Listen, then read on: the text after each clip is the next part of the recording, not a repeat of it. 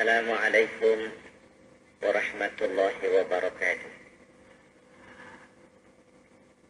Bismillahirrahmanirrahim. Alhamdulillahi rabbil alamin. Salatu wassalamu ala asyrafil mursalin wa ala alihi wa sahbihi ajma'in, amma ba'du. Saudara-saudara, bapak-bapak dan ibu-ibu yang saya hormati, alhamdulillah, dengan izin Allah siang ini kita dapat bertemu dan berkumpul bersama-sama mengikuti acara menyambut datangnya tahun baru Muharram 1415 Hijriah. Kita tahu bahwa bulan Muharram itu dikenal dengan peristiwa hijrah, pindahnya Nabi dan para sahabat dari Mekah menuju Madinah. Hijrah sebagai satu peristiwa sejarah barangkali hanya sekali saja terjadi. Tapi hijrah sebagai sebuah strategi, hijrah sebagai taktik dari sebuah gerakan akan terus diperlukan sesuai dengan situasi dan kondisinya. Oleh sebab itu, nilai-nilai yang terkandung dalam hijrah tetap relevan untuk dijadikan pembicaraan. Apa sih nilai-nilai yang terkandung dalam hijrah itu? Pertama, hijrah adalah perjalanan untuk menjaga iman.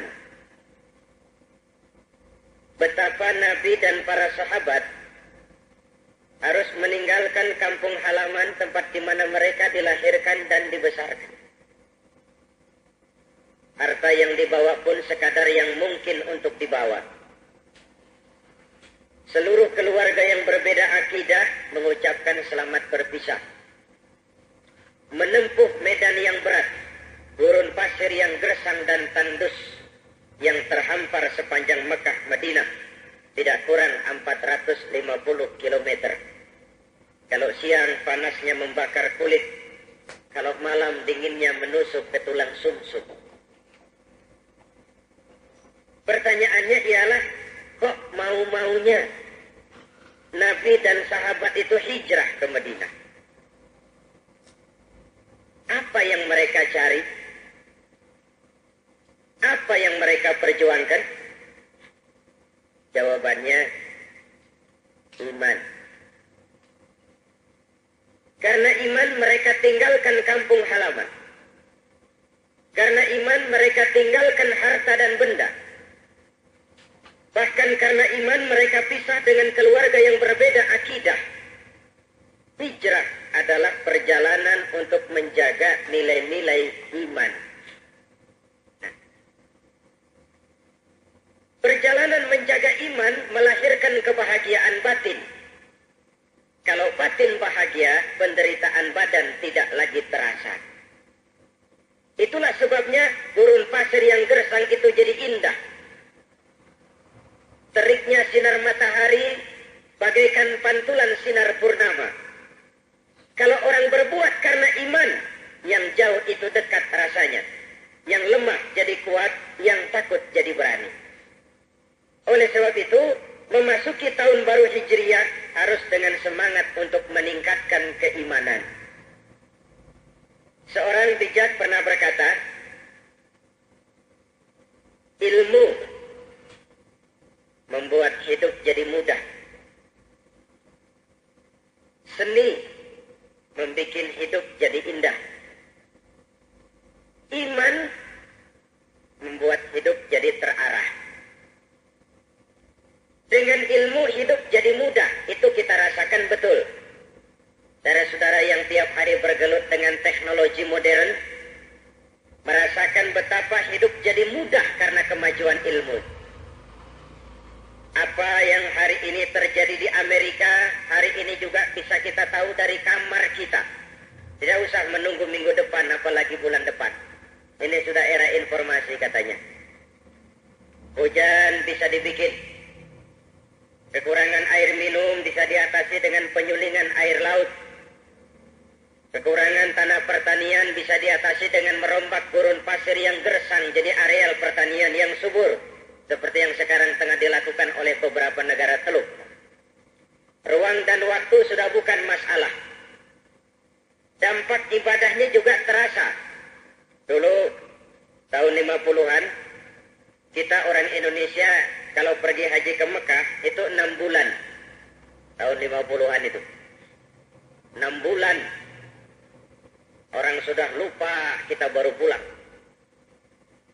6 bulan. Waktu itu yang ada kan cuma kapal laut, Jeddah, Mekah, Madinah, onta. Sekarang orang berhaji cukup 1 bulan.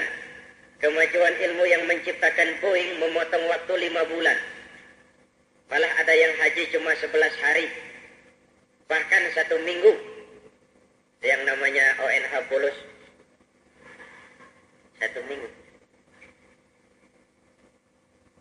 Sehingga 2-3 hari saja kita tidak mengikuti perkembangan ilmu, kita akan cepat jadi manusia masa lalu. Pantas kalau ayat yang pertama turun sudah berkata Iqra. Jadi ilmu bikin hidup jadi mudah, memang. Seni bikin hidup jadi indah. Tadi baca Quran itu kan ibadah itu. Dengan seni tilawah, seni qiraah, terasa keindahan bacaannya.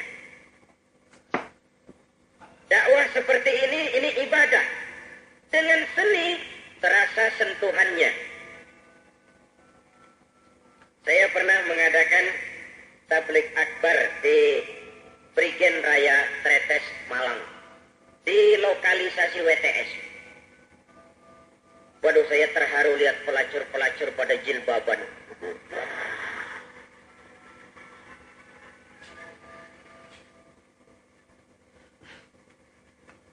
Di Surabaya saya bikin tablik di Kompleks Bangun Sari, Bangun Rejo. Di Semarang, di Kompleks Sunan Kuning, saya bikin tablik akbar. Di Bandung, di Saritem, saya bikin tablik akbar. Di Jakarta, di Keramat Tunggak. Tahun lalu saya bikin tablik akbar. Jadi kalau saya hafal betul, jangan dikira saya nasabah.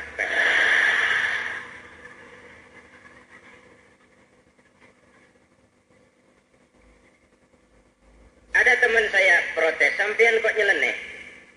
Dakwah di kompleks pelacuran itu apa ada hasilnya toh? Saya bilang ada. Apa hasilnya? Kalau you mau objektif, hasilnya minimal. Waktu pengajian kan mereka libur. Itu sajalah dulu.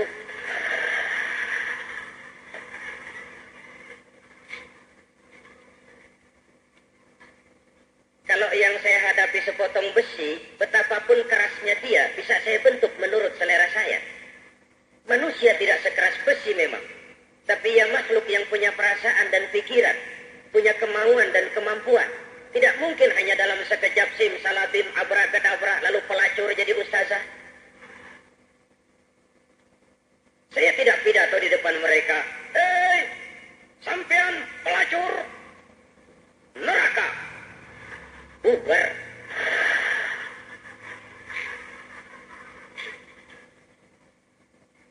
Ya, saya cerita dari disiplin saya, dari profesi saya. Tapi yang saya maksud sebenarnya adalah how to serve. How to sell. Kalau saya dokter, datang pasien berobat, saya tahu penyakitnya gawat, harapan sembuh tipis. Etisnya kan saya harus tetap memberikan sugesti.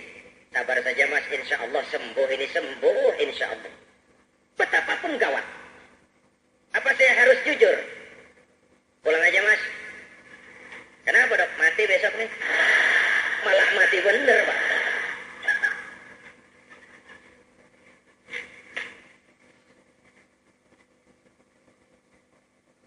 Kan begitu, suara agama kan suara dakwah selama ini lebih bersifat mengejek ketimbang mengajak. Lebih memukul ketimbang merangkul. Lebih banyak dengan sentimen daripada dengan argumen.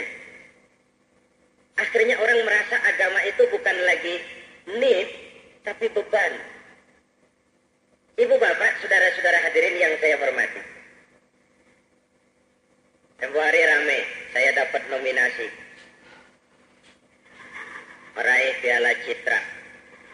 Ini mau balik apa? Mau jadi aktor apa? Saya mengundurkan diri tentu. Kenapa? Wong itu memang bukan dunia saya. Saya tidak main film.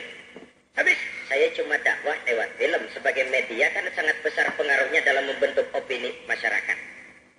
Buktinya di film itu saya muncul sebagai saya, Zainuddin, juru dakwah dengan latar belakang pengajian, dan tidak ada yang saya ucapkan kecuali kalimat dakwah. Saya tidak muncul jadi jagoan terus bawa-bawa cewek, tidak. Saya muncul sebagai saya. Yang kedua, nah ini misinya. Saya sakit perut melihat wajah Islam di film Indonesia. Sisipan, lipstik, kumuh, kampungan, magic.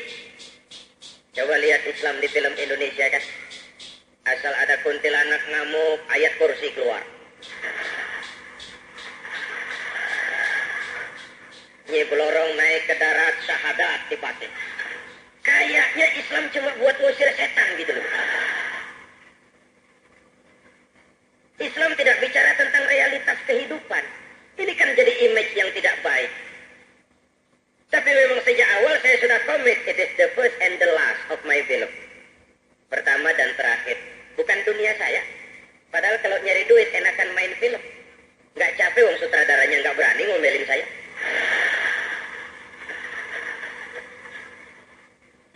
Itu Mamang itu Khairul Umam udah dasar mau ngomong apa kek terserah deh.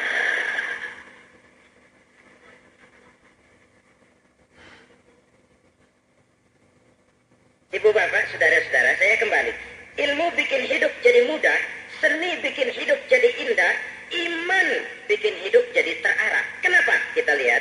Pertama, mengimbangi otoritas intelektual. Allah tidak cuma memberi otak, Allah juga memberi hati. Kita muslim sejak bayi, sejak lahir ke alam ini, begitu bro kita ke alam dunia, sudah disambut dengan suara azan. Psikologi pendidikannya bilang, bayi yang baru lahir ibarat kaset kosong. Kalau dipakai merekam, daya rekamnya kuat. Maka rekaman pertama yang masuk, Allahu Akbar, Allahu Akbar. Belum sempat dia dengar Betaria Sonata. Belum sempat dia dengar Michael Bolton. Lafzul Jalalah yang masuk. Rekaman pertama di atas kaset kosong. Dalam rangka penanaman iman secara dini. Jadi idealnya sebelum otak bersentuhan dengan segala macam disiplin ilmu, hati harus lebih dulu tersentuh dengan nilai-nilai iman. Begitulah anak-anak kita. Pak, anak saya sejak kecil demennya main pistol-pistolan aja Pak. Abri tuh. Tanamkan iman. Selesai SMA kirim ke Magelang, masukkan akabri. Tapi iman tanamkan dulu. Nanti dia keluar dari akabri jadi jenderal sekalipun. Jenderal beriman. Oleh karena jenderalnya beriman, lalu berjuang bersama-sama kiai. Bukan nangkepin kiai. Berjuang bersama-sama.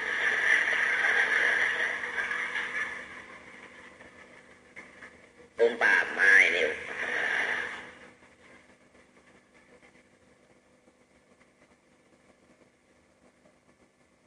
Ibu bapak, saudara-saudara hadirin, mengimbangi otoritas intelektual. Kalau tidak, akan lahir kepincangan.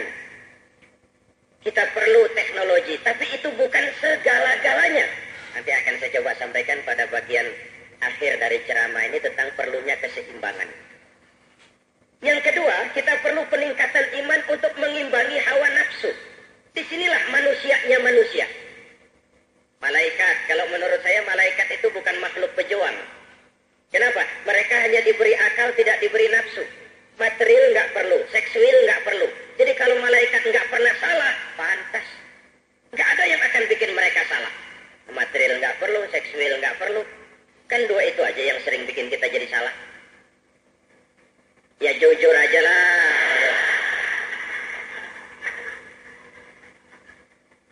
Malaikat nggak perlu itu, jadi nggak pernah salah, wajar.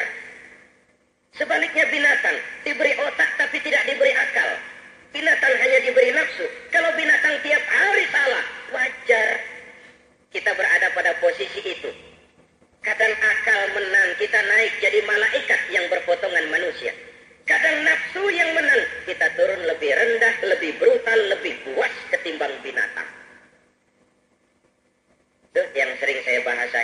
Betapapun buasnya bajing, makanannya cuma kelapa. Tapi bajingan lebih buas dari bajing. Kabel telepon dimakan, aspal dimakan, minumnya solar.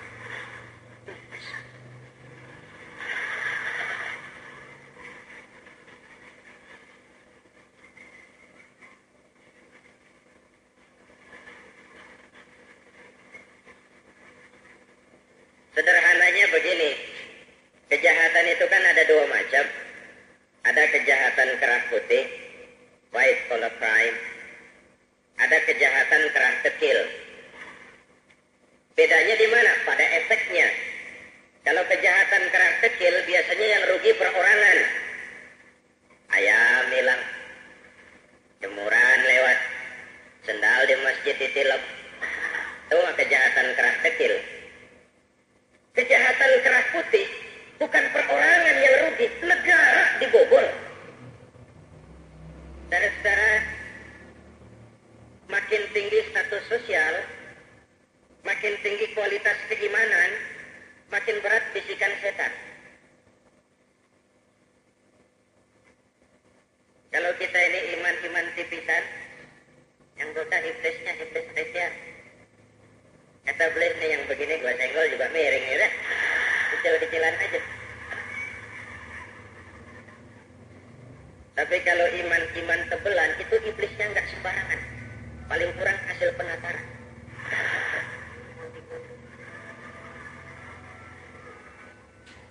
Apa dikira orang kalau sudah dipanggil kiai sudah daerah bebas iblis? Makin gemuk iblisnya. Saya pernah ngalami sebagai ustadz kecil-kecilan. Saya kadang-kadang saya diundang tetangga kampung. Malaysia, Brunei, tetangga, Australia. Satu malam saya pernah memberikan ceramah di Stadion Queenstown di Singapura. Selesai saya kembali ke hotel tempat saya menginap, The Mandarin, kawasan Orchard. Katanya Hollywoodnya Asia, saya nggak ngerti dah. Tengah malam saya selesai sholat, pintu kamar saya diketuk orang. Saya buka, si Amoy. Alamak cantiknya bukan main. Dia tanya saya, you need a friend? Tuan perlu kawan? Dia bilang, kawan macam mana Encik? Macam saya lah. Maksudnya apa nih? Saya sanggup menemani Tuan dengan seluruh pelayanan yang saya bisa. Dia bilang, Encik nih apa tak salah pilih agaknya nih. Kebetulan lidah gado-gado dibawa kemana-mana lumayan begitu Pak. Apa nggak salah kamar? Kenapa tuh? Saya Ustaz. Ustaz? Iyalah, persyarat jemputan dari Indonesia. Indonesia. Iya tuh dia bilang, orang Indonesia tuh kalau datang ke Singapura, yang pertama dicari yang macam saya lah katanya. Waduh. Brengsek juga. Maaf yang sering ke sana nih.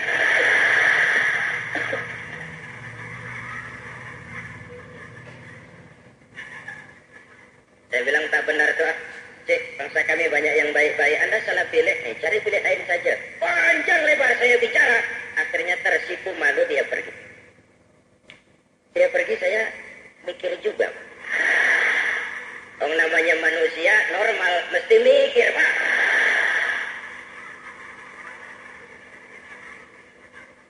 Nah sebenarnya saya ingin berkata yang berat adalah menolak dalam posisi yang mungkin. Itu yang jihad itu. Kalau orang kayak saya teriak-teriak pantas korupsi, ganyang korupsi, itu sih nggak istimewa. Kenapa? Karena saya memang tidak punya kesempatan untuk korupsi. Menolak dalam posisi yang mungkin, itu yang jihad. So, malam itu kenapa nggak mungkin?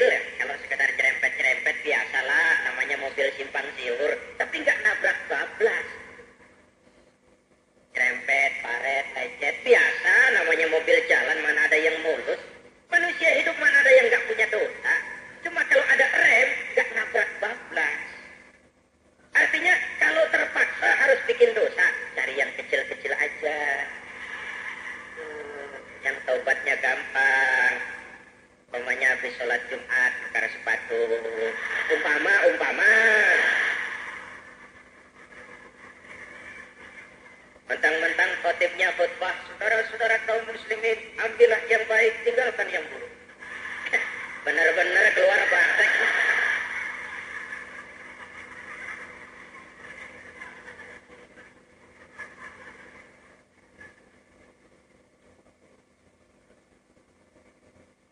Ibu bapak, saudara-saudara, ini yang kedua. Perlunya meningkatkan iman untuk mengimbangi nafsu. Yang ketiga, kita perlu meningkatkan iman untuk membentuk stabilitas temperatur batin, dinamika jiwa. Dengan iman, jiwa ini hidup. Kalau dia hidup, dia ikan di laut. Kalau dia hidup 3 tahun terendam di air laut yang asin, tidak akan ikut jadi asin. Ikan hidup. Tapi begitu dia mati, ikan mati gimana keadaan dong? Digaremin asin, diasumin asam, ikan mati namanya. Orang jikalau jauh dari iman, jiwanya yang mati. Kalau jiwanya mati, persis ikan mati. Gampang diasam garami lingkungan. Dekat sama ustaz, kalem. Persis kayak ustaz tuh ya. Dekat sama tukang minum, teler lagi. Gue sih bagaimana yang nyamper aja.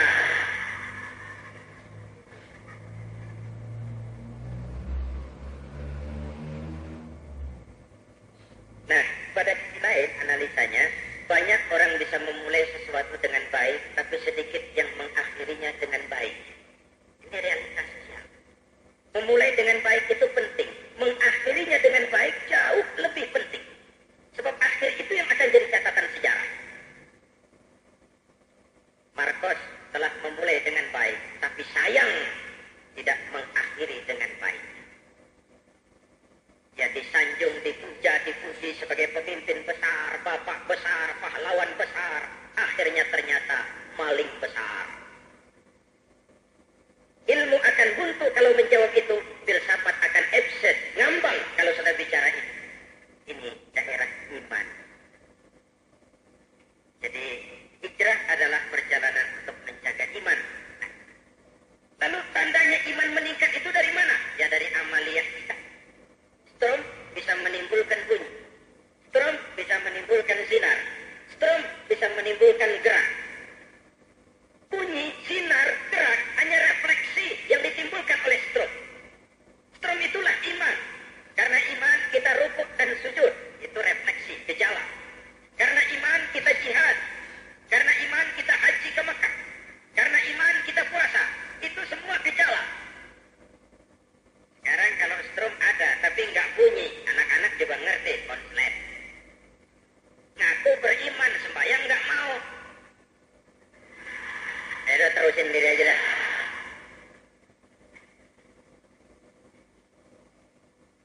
Ini yang pertama dari nilai-nilai hijrah, hijrah perjalanan menjaga iman. Yang kedua, kandungan nilai hijrah itu, hijrah adalah perjalanan ukhuwah. Coba lihat. Orang Mekah yang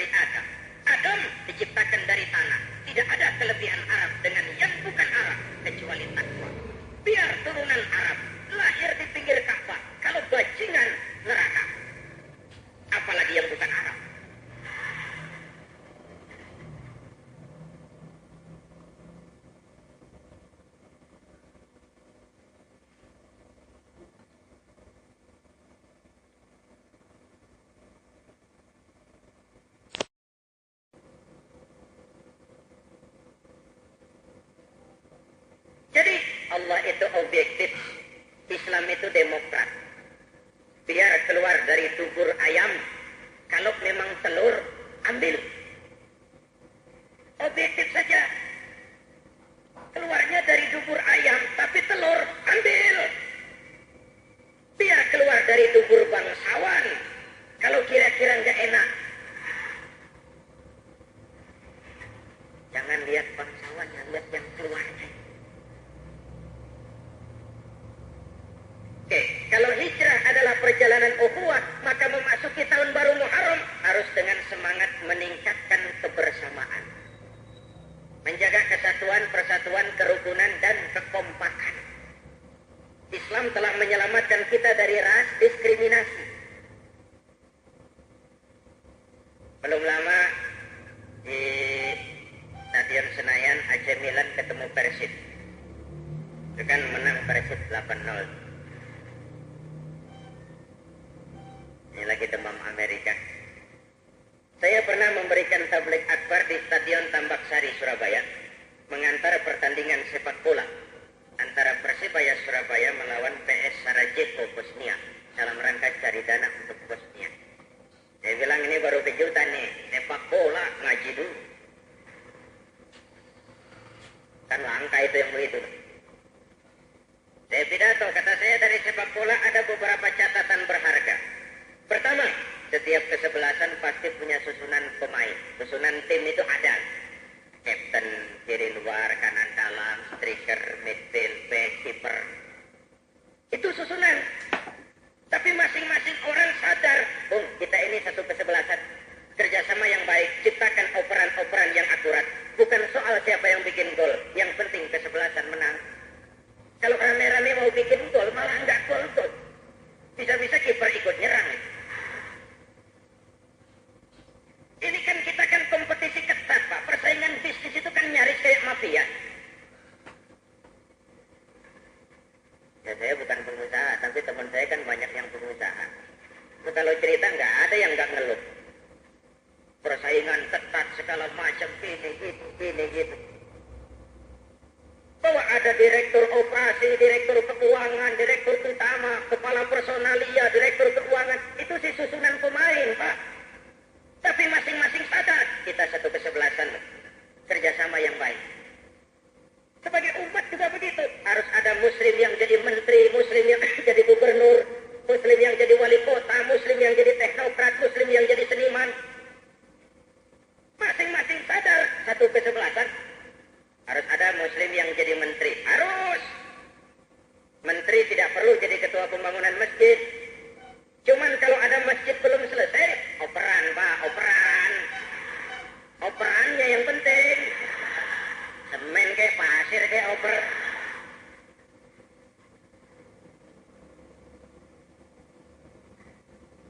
Waduh, saya iri dengan kesebelasan Kristen di Indonesia.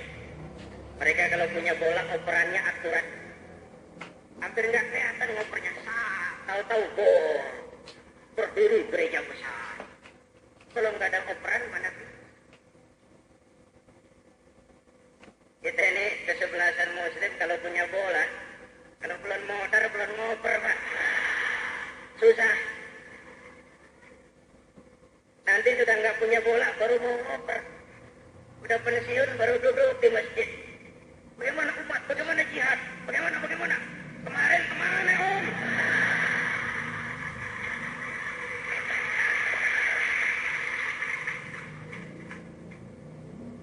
Jadi kalau punya bola, kalau mau ngoper, mumpung masih punya bola. Operan yang penting. Selama ini kan kalau kita bicara ukhuwah selalu kita kaitkan dengan idiom formal. Maka ukhuwah kita sektoral. Ukhuwah itu kaos. Kalau kaos nggak seragam nggak temenan. Sektoral. Akhirnya kita kerdil. Kiai bikin grup. Kumpul sama-sama kiai. Bikin grup kiai. Teknokrat kumpul sama-sama teknokrat. Bikin geng teknokrat. Seniman begitu. Lalu kapan kita ketemu? Contoh. Ada 15 kiai rapat. Mau bikin rumah sakit. Insya Allah lama. Lama, Pak. Kok lama? Semua buka kita. Gak ada yang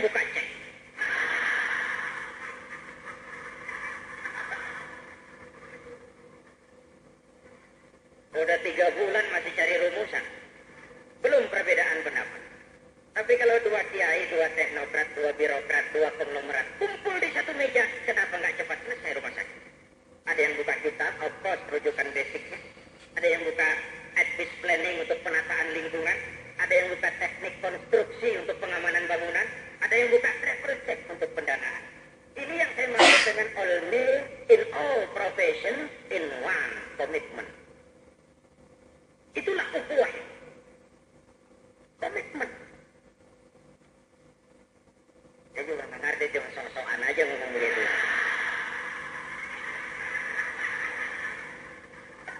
Yang penting kan penampilan.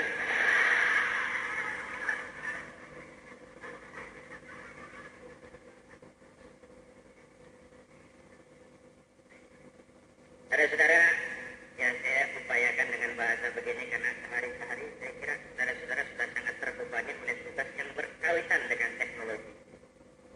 Saudara-saudara, saya kembali kepada suatu ukhuwah. Kemarin Desember waktu saya umroh di Mekah itu, di Indonesia nama saya diramengin koran, bakal calon ketua umum P3. Saya bilang badut apa lagi nih. Pulang ke Jakarta saya punya PR, saya kumpulin teman-teman wartawan, saya bikin rilis bahwa sampai hari ini, kata saya, makhluk yang namanya Zainuddin tetap konsisten tidak keluar dari orbitnya, bahwa saya tidak kemana-mana, tapi insya Allah saya ada di mana-mana. Itu aja dah. Kenapa tidak kemana-mana? Itu sudah asas tunggal Pancasila. Kenapa ada di mana-mana? Karena saya terlanjur jatuh cinta kepada umat. Padahal kalau karier pribadi yang saya kejar, kenapa nggak pegang P3 saja? Sebab itu artinya wakil ketua MPR sudah ditahan. Kalau pribadi, saya nggak perlu dakwah ke kaki gunung, ke daerah-daerah terpencil, gaji cukup, dapat kredit mobil, rumah fasilitas, segala macam. Kalau karier pribadi yang saya kejar, kenapa tidak itu? Tapi kalau itu yang saya kejarkan dari segi dakwah kan kerugian. Kemunculan saya akan lebih dominan sebagai politikus ketimbang sebagai mubalik. Ibu bapak, saudara-saudara hadirin yang saya hormati, saya ingin terwujud yang namanya ukhuwah yang lintas sektoral ini. Kita satu kesebelasan, posisi boleh berbeda, tapi satu sama lain harus saling menunjang. Ini catatan pertama dari sepak bola. Yang lagi ngomong bola tadi. Catatan kedua, setiap kesebelasan pasti punya superstar. Ini sudah demam Amerika, coba lihat. Waduh, luar biasa. Saudara ke Brazil, Masya Allah. Di Brazil, sepak bola lebih populer dari agama. Orang lebih kenal Pele daripada presiden Brazil. Brazil pernah punya superstar Pele, Didi, Papa, Jairzinho, Zico, Socrates. Udah dengerin aja deh, usil aja ya. Ya namanya lagi cerita bola, kudu bola diomongin. Saudara ke Belanda, bertaburan. Dari zamannya Johan Cruyff, Nistelrooy, sampai generasi Gullit, Rijkaard, Koeman, Van Basten, sampai generasi Dennis Bergkamp sekarang ini. Saudara ke Inggris punya Brian Robson, Inggris punya Gary Lineker, Inggris punya David Platt. Saya mau cerita apa? Ruud Gullit, jenius, superstar. Lebih-lebih setelah dari AC Milan dia ditransfer ke Sampdoria. Dia menunjukkan lagi kelasnya sehingga AC Milan berniat mencabut dia lagi kembali ke AC Milan. Padahal dia sudah solid kumpul dengan Mancini, Lombardo, David Platt. Lo nggak percaya sih kalau gue ngomong bola nih.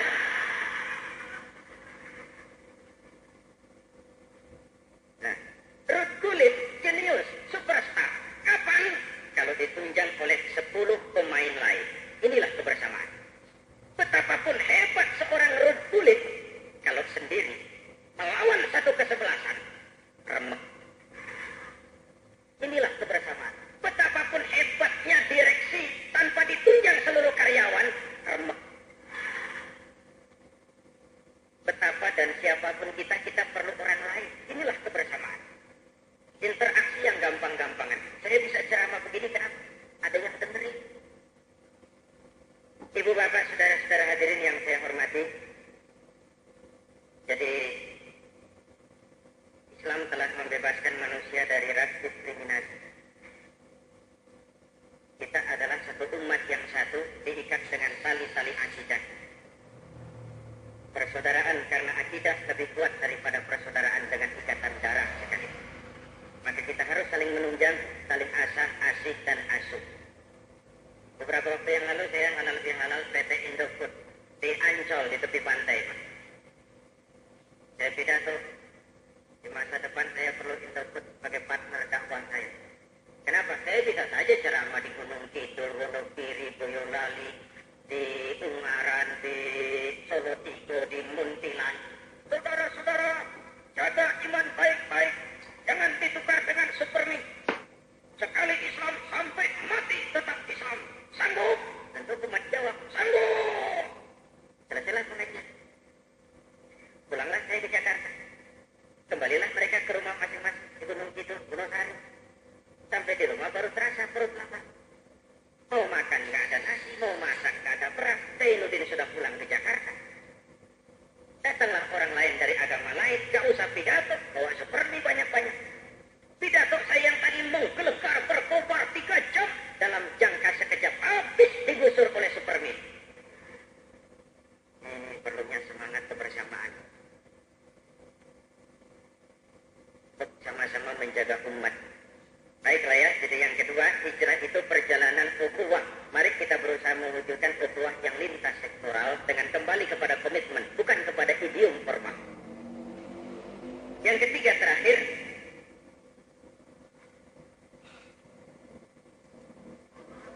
ya saya cuma lihat jam, ini ada aja.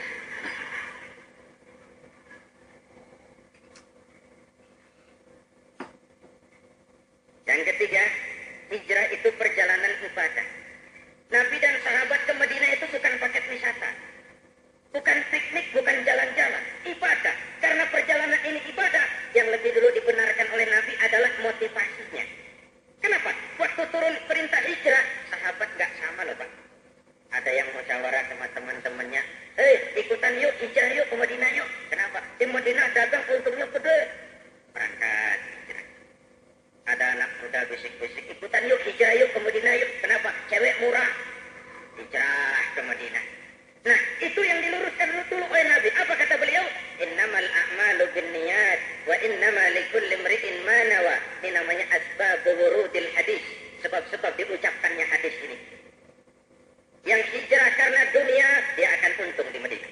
Yang hijrah karena wanita, dia akan kawin di Madinah. Yang hijrah karena Allah, dia akan dapat ridho Allah. Hijrahnya tergantung niatnya.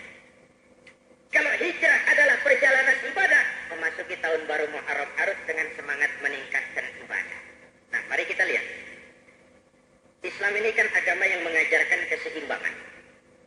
Islam bukan agamanya orang pemalas, yang selesai sholat boleh mendelohom, gelenggam ayam-ayam, menunggu keajaiban, menghitung bintang di langit sambil mengumpulkan jikalau.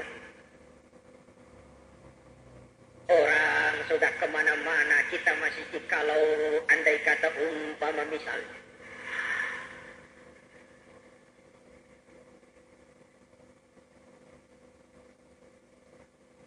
Tapi Islam juga bukan agama orang sombong, yang setelah berusaha lalu tidak memerlukan Allah. Islam itu harmoni. Fa'idza qudiyatis shalah fantashiru fil ardi wabtaghu min fadlillah. Kalau sholat sudah selesai engkau kerjakan, sing-singkan lengan bajumu. Bertebaranlah di permukaan bumi, cari karunia Tuhanmu. Jangan duduk jadi pemalas. Maka konsep agama harus melahirkan bias budaya. Ritual agama harus membentuk kepribadian. Nah, kita celakanya terjebak kepada rutinitas. Sholat, kita sholat. Ramadan, kita puasa. Haji kalau mampu mondar-mandir ke Mekah. Sejauh mana pengaruhnya dalam membentuk kepribadian? Gak kelihatan. Jadi jangan heran kalau ada orang sholatnya rajin, maksiatnya tepuk.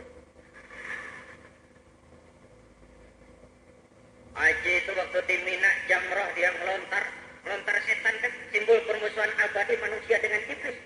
Luar biasa geramnya waktu melontar. Bismillahirrahmanirrahim.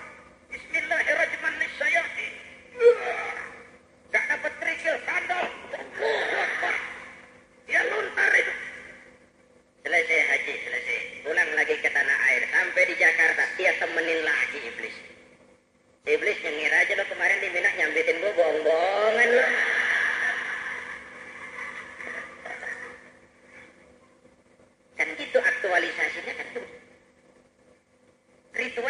membentuk kepribadian, terjebak kepada rutinitas.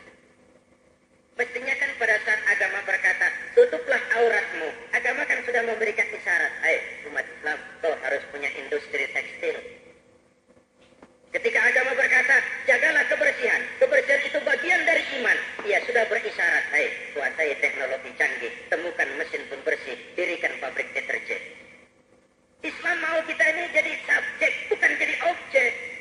Islam mau kita ini jadi pemain, bukan jadi penonton. Harmoni dalam berbagai aspeknya. Bekerjalah sebagaimana harusnya, gunakan teknologi yang paling canggih, pakai tenaga yang paling profesional, gunakan manajemen yang paling mutakhir, tapi di belakang itu jangan lupa minta tolong kepada Allah. Inilah keseimbangan. Kenapa? Manusia hanya wajib berusaha, tapi tidak pernah wajib berhasil. Hasil itu haknya Allah.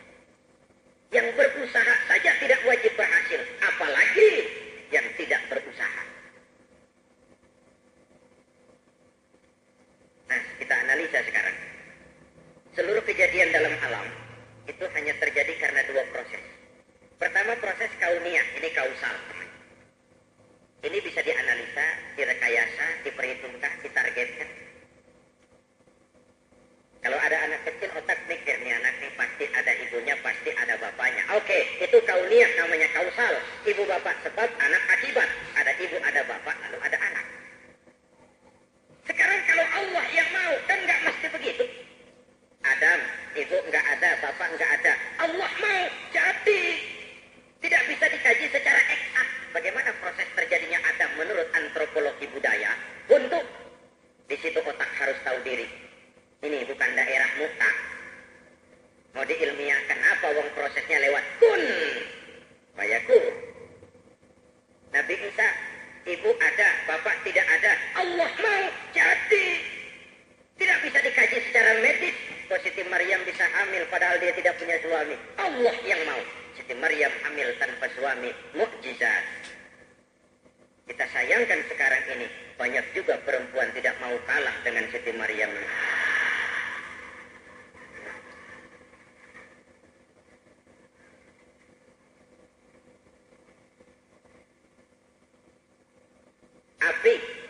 Api itu kan panas membakar. Menurut Allah netral. Netral bagaimana? Terserah maunya Allah. Kalau Allah mau api panas ya panas, kalau tidak ya tidak. Panas dan tidaknya bukan untuk Allah, untuk makhluk. Maka Nabi Ibrahim ketika oleh Raja Namrud dilempar ke kobaran api yang menggunung, seujung rambut beliau tidak terbakar. Sebab hampir saja beliau masuk api, Allah komandokan api. Ya naru kuni bardan wa salaman ala Ibrahim, seperti diceritakan Quran. Hai api, dinginlah kau, selamatkan Ibrahim. Api tunduk kepada perintah Allah. Dingin, seujung rambut Ibrahim tidak terbakar. Ini nggak bisa dipelajari. Kok Nabi Ibrahim nggak terbakar, Pak? Wah, barangkali baca ayat tadi. Cobain. Kalau potongan kita baca ayat itu masuk ke api, mateng.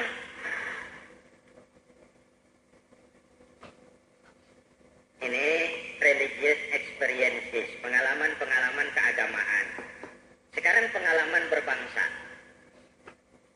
Dulu orang-orang tua kita berjuang melawan Belanda, senjatanya kan bambu runcing. Jenderal mana yang mau taruhan bambu runcing melawan tank? Impossible, tidak mungkin. Entoknya hanya kita merdeka. Ahli strategi militer mana yang mau taruhan? Bambu runcing sanggup ngadepin meriam. Iya, kalau meriamnya meriam belina. Kalau meriam itu sih saya juga sanggup melawan. Meriamnya meriam Belanda. Tidak mungkin, mana bisa, impossible. Entoknya hanya kita merdeka. Lalu para pendiri negara kita dengan jujur mencantumkan dalam mukaddimah undang-undang dasar negara kita dengan berkat rahmat Allah yang maha kuasa. Sebuah pengakuan yang sangat jujur bahwa Allah campur tangan dalam proses kemerdekaan negara ini. Kalau tidak, impossible. Tank bisa merdeka, bambu runcing bisa merdeka ngadepi tank. Ini pengalaman berbangsa. Sekarang pengalaman hidup sehari-hari. Orang pergi haji ke Mekah kan harus punya uang 7 juta. Ada uang 7 juta tuh. Gak ada uang 7 juta.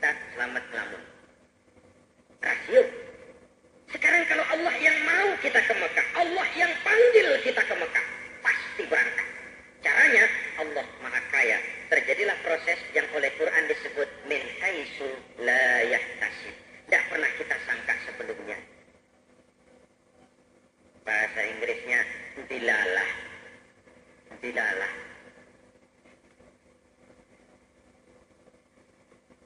Apa lewat haji yang disebut haji abidin, kan ada atas biaya dinas dibayarin kantor, haji abidin.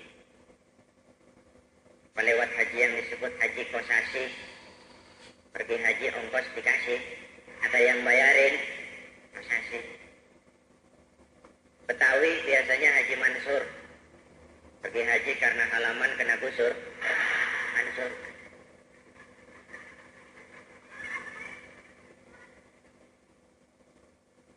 Untuk minta tolong kepada Allah, jangan lupa nomor telepon Allah 44342. Jumlahnya 17. Ini nomor turun di puncak Mi'raj. Zuhur, asar, maghrib, isya, subuh. Tapi jangan lupa 44342 itu telepon umum. Semua orang pakai itu. Lewat situ permohonan banyak, mesti sabar. Sabar. Apalagi kalau malaikat lagi jenuh, ditumpukin dulu tuh permohonan tuh. Lama. Kalau kepengen minta tolong lebih cepat, selain pakai telepon umum, cobalah pakai saluran khusus yang disebut SLJJ. Sambungan langsung jarak jauh. Angkanya berapa? 222 ditambah ujungnya 3. Kenapa kapan itu? Tengah malam. Kenapa tengah malam? Lebih murah.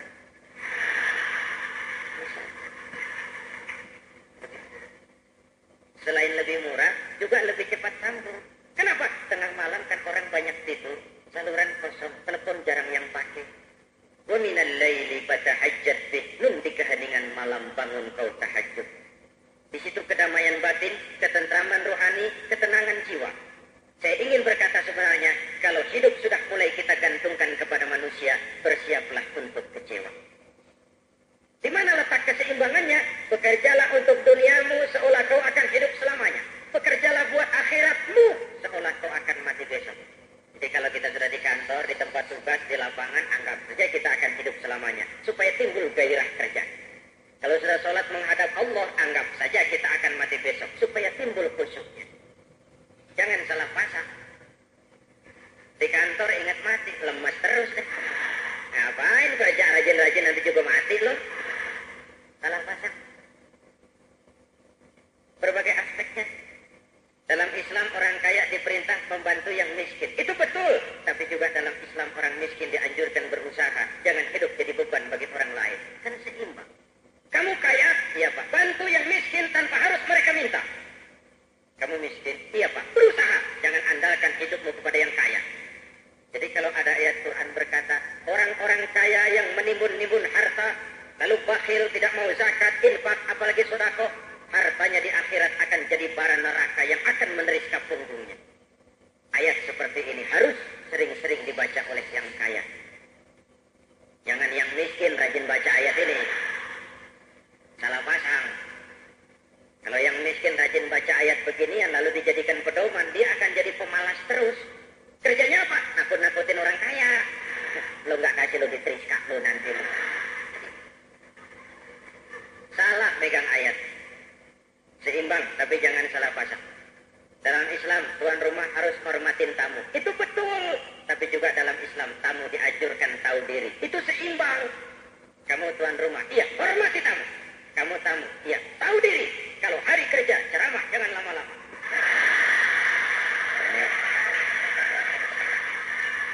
Umpamanya.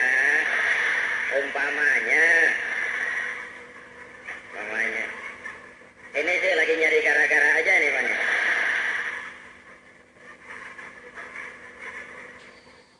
Ibu bapak, saudara-saudara, jadi keimanan, kebersamaan, dan keseimbangan. Semoga yang saya sampaikan ini jadi sumbangan moral dalam kita menghadapi kegiatan